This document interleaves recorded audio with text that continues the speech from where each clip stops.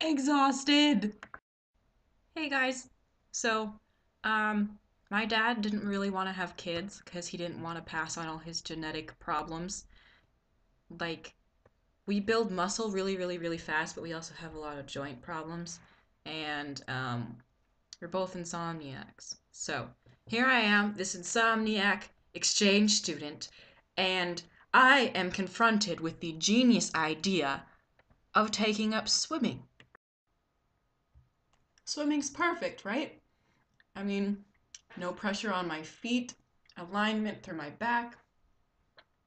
What could go wrong? Breath. Air is what could go wrong. So the pools were really cool, but they were like a maze. I felt like a rat. So I walked in, and there was the pool behind this glass window, this big glass window along this wall, and I could see my class there. And then I had to walk up to the receptionist and be like, hey, I'm from the school that's in there. And she's like, oh, you can just go in. And I was like, so I started walking toward this window, and she's like, over there. And then I went through this hallway, and then I saw this glass door that went into the pool, but it said not an entrance, and it didn't have a handle. So I was sitting there trying to like pry it open, but I couldn't. And then I realized I wasn't in my swimsuit. And then I went through this other door, and it went into this giant room with all of these. Well, first off, there was a little hallway in this giant room, and then to the right there was like dressing room women's, but then and then to, like farther down there was like dressing room men, but it was all in the same little big room thing. And then when you go into the room women's, you would be in this other little hallway, and then to your left there'd be these stalls, and then these stalls had two doors on each side, so you had to go through the stall to get to the other side. And then the stall is supposed to be where you changed, and then you go through the other side, and that's where you lock up your stuff. And I couldn't figure out how to get the key because I'm not experienced with these kinds of situations. So I put in my euro, and I turned the key because I thought that would give me the key, and then I could close it, and then I like it gave me my euro back, and then it was locked, and I was like, so I just closed it and didn't mess with it. I left the key in it too, and when and then um I went down this other way, and there was just like a dead end. So I was like, ah! So then I turned around, and then it said like pool entrance, and then there was just this like the pool entrance was a shower, like you had to go through a shower to get to the pool, and there was this woman in the shower, and I was just like, I'll just I'll just wait. And on a normal day, waiting wouldn't be a problem. I don't mind waiting. I actually kind of like waiting because I like procrastinating. But this was not a normal day.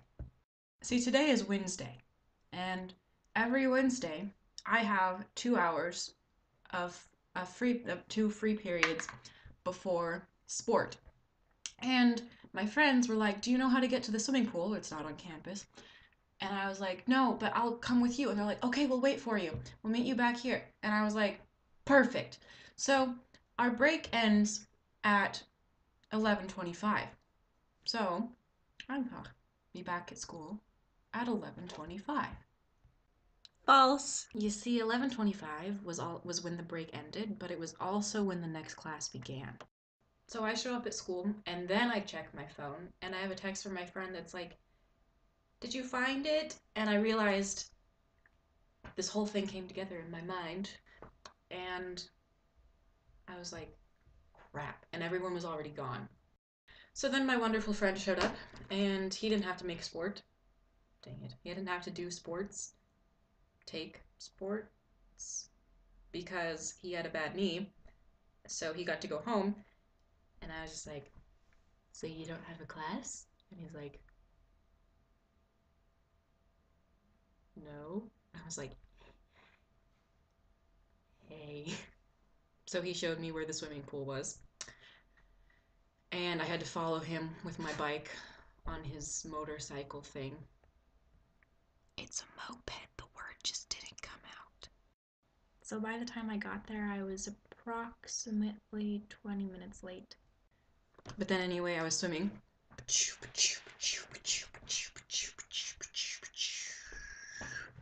And I had to stop after like 5 strokes and breathe. I know there's a technique to swim breathing, but I think I might have like asthma or something. My teacher told me I swim very hectically. And I'm not gonna deny I felt like a dead fish. No, a dead fish would be more graceful. I was a dying fish. Fish out of water? In water.